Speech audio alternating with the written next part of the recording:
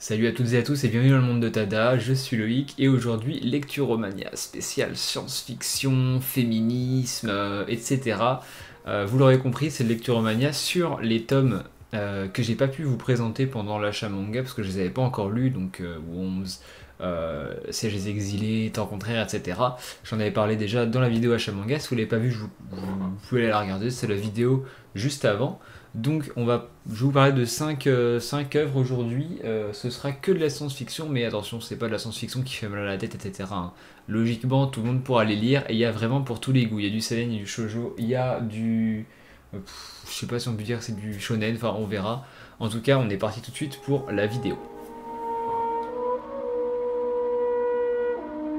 Pour la première lecture, je vais parler du plus connu, vous l'avez sûrement vu passer sur les réseaux sociaux, il s'agit de Planète. Alors moi j'ai la couverture de Mathieu Bablet parce que j'adore Mathieu Bablet, si vous avez vu ma vidéo sur la collection de comics et BD, vous le savez, hein, voilà. C'est un auteur que j'affectionne tout particulièrement, donc c'était normal pour moi d'acheter Planète avec le couverture de Bablet. Alors Planète, moi je l'avais déjà lu plusieurs fois à la médiathèque parce qu'ils y sont, les quatre anciens tomes.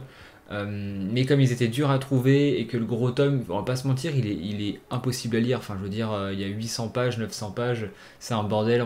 C'est trop gros pour être lu. Donc cette édition arrive à point nommé parce que je pouvais pas les acheter sans claquer un PEL. Là, je peux.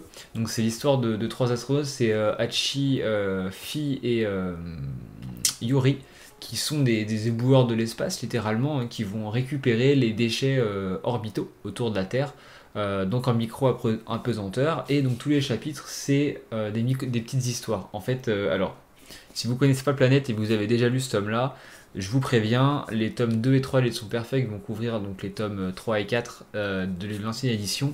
Il y aura un scénario qui va se dessiner. Il y en a déjà un avec les voyages pour Jupiter là, dans celui-là. C'est concrètement le scénario de la suite. Vous verrez, je vous en dis pas plus.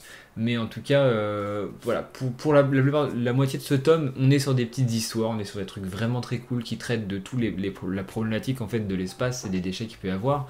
Donc le fait que les débris, ils aillent très très vite dans l'espace vu qu'il n'y a pas de frottement, ce qui fait que si tu te prends un débris, bah, littéralement ça t'explose un vaisseau. Voilà, un tout petit débris en forme d'une pierre, ça te pète un vaisseau. Ça parle du vide de l'espace, de l'attirance de l'homme pour l'espace aussi, et il y a aussi un traitement des personnes qui vivent sur la Lune, et il y a tout un truc un peu politique, avec des terroristes notamment, enfin un groupuscule terroriste, qui est contre l'expansion de l'humain dans l'espace, donc c'est assez intéressant pour ça. Les histoires sont entrecoupées, alors, la première fois que je l'avais lu, j'avais eu du mal à m'attacher au personnage, je pense que ça peut le faire ça avec vous, donc faites attention.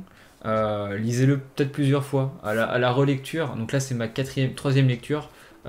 C'est très très bon avec la relecture, avec le passif de lecteur que j'ai. Mais c'est vrai que si vous avez jamais lu Planète et vous n'êtes pas trop SF, etc., ça peut être un peu particulier à lire au début. Mais en tout cas, ça vaut le coup de la voir et de le relire plus tard.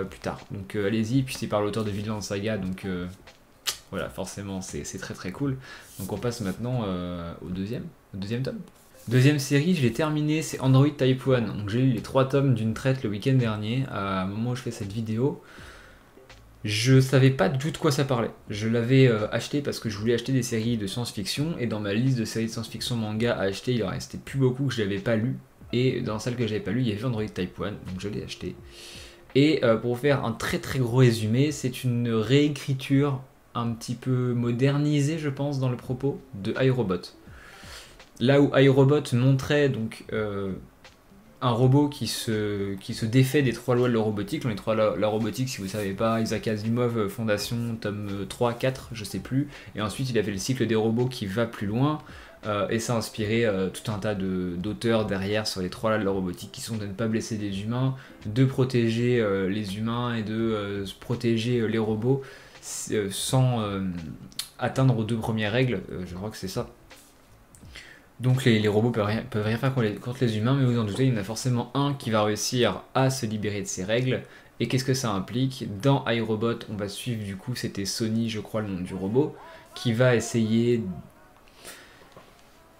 de sauver les humains. Enfin, si vous avez pas vu iRobot, c'est dur de vous spoiler, mais là, on va plutôt traiter là où iRobot faisait le choix de parler de la partie robotique, donc le point de vue des robots, pourquoi ils font ça, les explications de ça. Android Type 1 vous laissera dans le flou là-dessus. Par contre, il va s'attaquer aux conséquences sociétales du point de vue des humains d'un soulèvement des machines. Donc, qu'est-ce que cela implique? Est-ce que l'humain est voué à arrêter d'évoluer, est voué à laisser les robots prendre leur place, etc. Il y a toutes ces questions-là qui sont mises en exergue. Donc il y a plusieurs camps dans le manga. Il n'y a pas vraiment de violence ou de quoi que ce soit, mais c'est super intéressant sur le fond psychologique de se dire, est-ce que l'humain est prêt à tout pour garder justement le monopole de la civilisation? Est-ce que les robots peuvent être comptés comme une personne à part entière et peuvent partager justement ce monopole de la civilisation avec les humains? Qu'est-ce qui se passerait si c'était le cas, etc.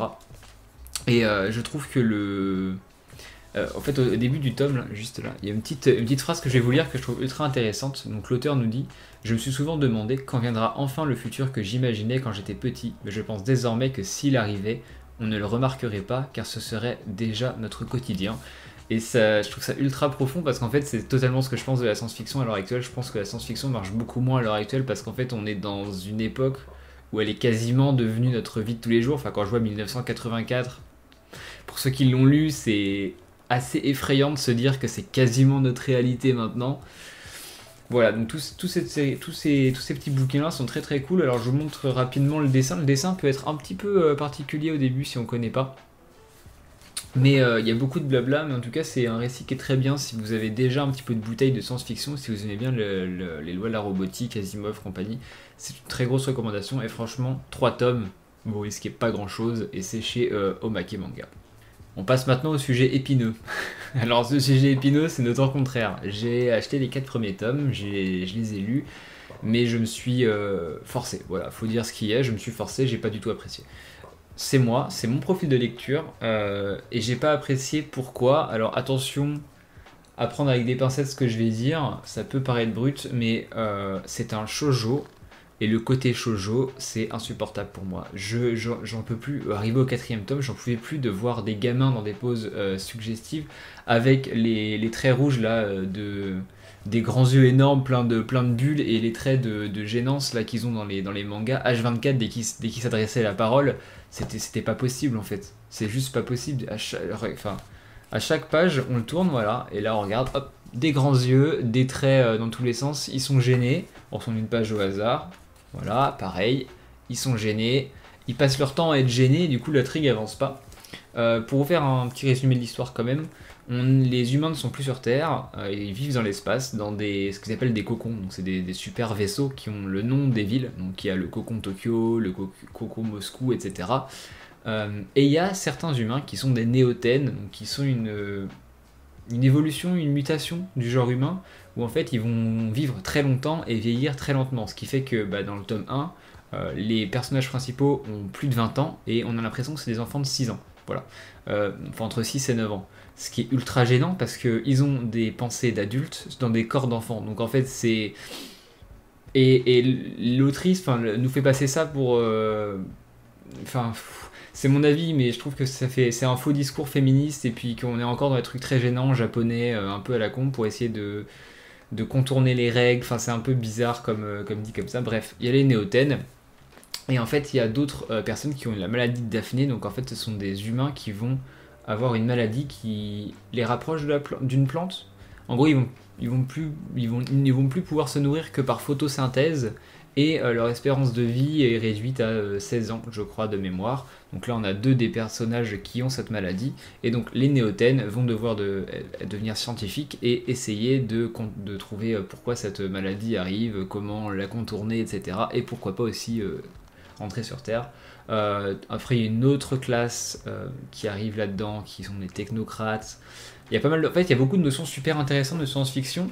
Faut aussi savoir que la société dans ce manga est gérée par des contrats, donc ça veut dire que tu peux pas adresser la parole à quelqu'un avec qui tu n'as pas un contrat. C'est-à-dire qu'il y a les contrats primaires, secondaires, tertiaires. Le contrat primaire, c'est la naissance, c'est concrètement tes potes. Le contrat secondaire, ça va être tes partenaires un peu plus que potes, tes meilleurs amis, tes copains, tes copines. Et si j'ai bien tout compris, le contrat tertiaire, ça veut dire que tu peux, enfin c'est littéralement un plan cul avec qui tu peux avoir des gosses plus tard. Enfin en tout cas c'est montré comme tel dans les premiers tomes. J'ai peut-être pas tout compris parce que justement le côté shoujo noie beaucoup le truc scientifique. Il y a beaucoup de notions scientifiques et de SF qui sont super intéressantes là-dedans.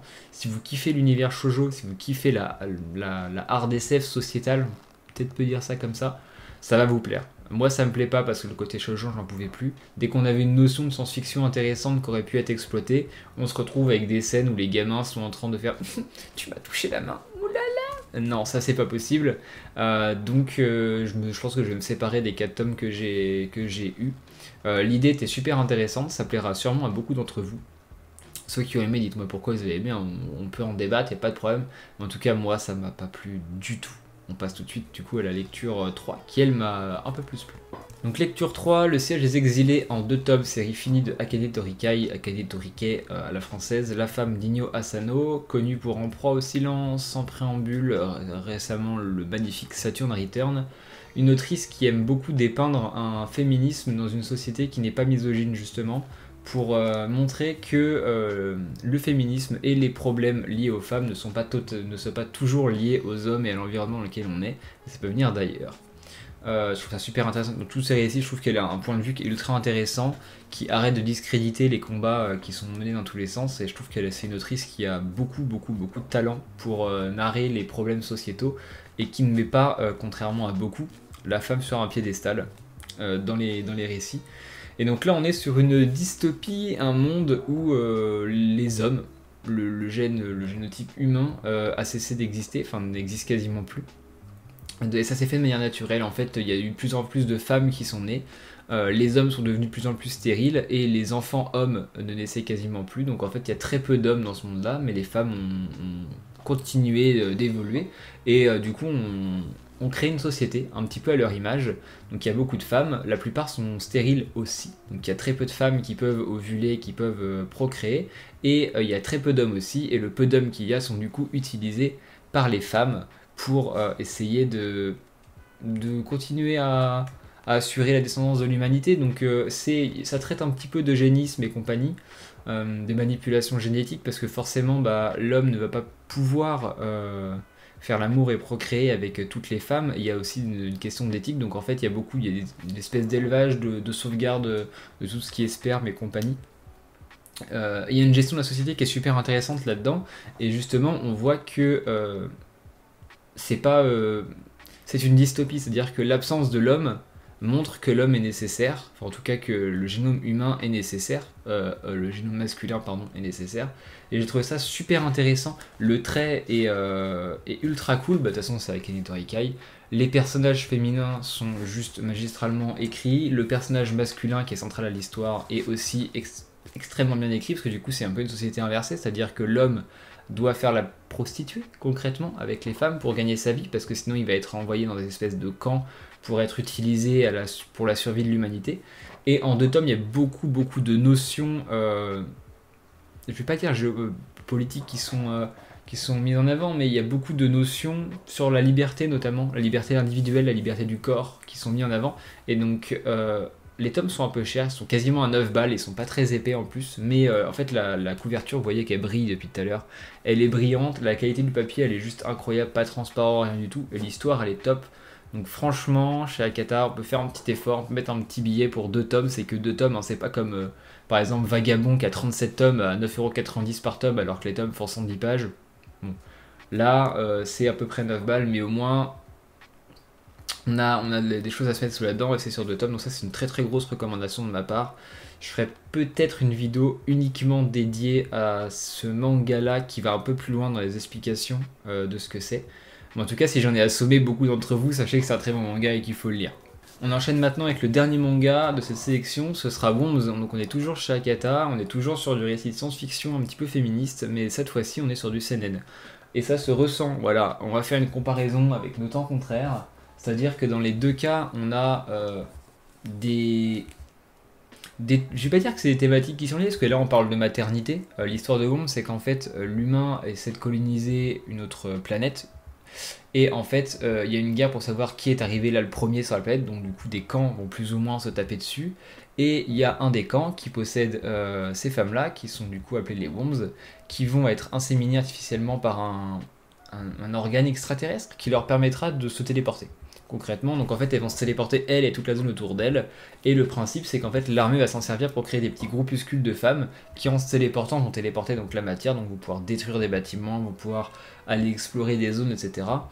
Ça questionne beaucoup sur la question de la maternité aussi, parce que forcément les femmes sont enceintes avec des guillemets, donc de quelque chose qu'elles ne connaissent pas, qui semble ne pas être vivant, qui leur donnerait des pouvoirs sur la nouvelle planète. Ça s'appelle les Niba, je crois, ou Nibas là-dedans.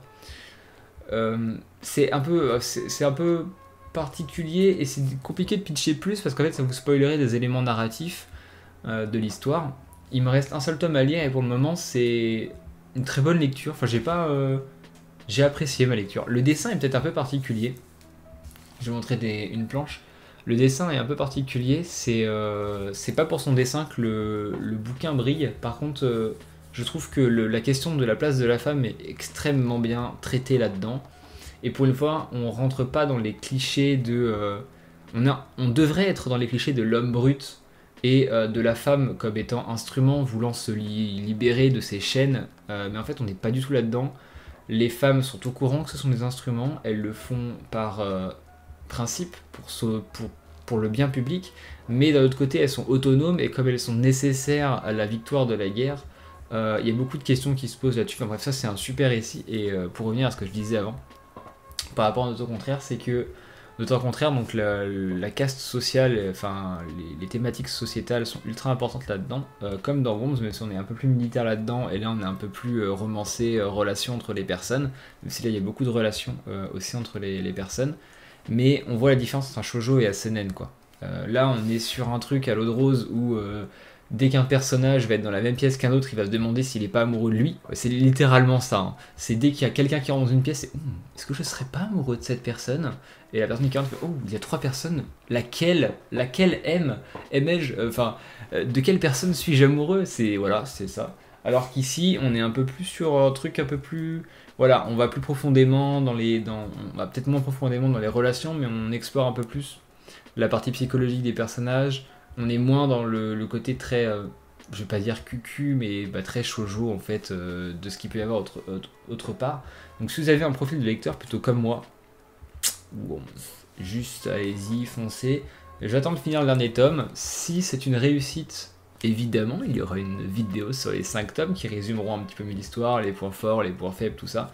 Mais en tout cas, Shakata aussi, ça c'est 8,51€. Le tome il est immense pour vous montrer. Ça c'est du format casé, enfin j'appelle ça le format casé, c'est le format shonen, tout petit format à 6€ là. Vous voyez que c'est un tome de Woom, c'est plus du double, enfin c'est à peu près le double. Et en termes de taille aussi c'est plus grand. Et c'est 1€ plus cher. Voilà, donc on fonce là-dessus. Et on va lire Worms. Cette vidéo est maintenant terminée, il y a eu beaucoup de... J'ai eu l'impression que cette vidéo, j'ai galéré à la tourner. Je sais pas si j'étais très clair dans mes justifications de pourquoi j'ai aimé ou pas aimé tel ou tel récit. Là, on parle de science-fiction, donc j'ai essayé d'être un peu plus pointu, si je puis dire, sur les notions abordées et sur mes critiques de ce que j'ai lu. Et ne pas dire juste j'aime bien ou j'aime pas, parce qu'en fait, on parle d'un genre qui, moi, me tient à cœur. Vous l'avez peut-être vu dans les vidéos Mangatech ou Achat. À l'heure actuelle, je crois que près de 70% de mes lectures et de mes tomes achetés partout, c'est de la science-fiction. Donc c'est vraiment un domaine dans le manga que j'adore, que j'explore régulièrement et dans lequel je deviens de plus en plus pointilleux. Et c'est un domaine où, Notre Contraire, on a fait les frais. Hein. C'est dès qu'il y a un truc que je vais pas aimer, malheureusement, je vais aller voir ailleurs parce que je sais qu'il y a des trucs très très bons qui me correspondent mieux ailleurs. Donc voilà, c'était pour les petites explications. J'espère que je vous ai pas trop assommé, que je vous ai quand même donné envie de lire au moins une des séries que j'ai présentées là. Si c'est le cas, n'hésitez pas à me le dire en commentaire comme d'habitude. Et puis on se retrouve très très vite pour d'autres vidéos, sûrement sur la science-fiction encore, ou sur d'autres mangas. Bref, abonnez-vous, ciao.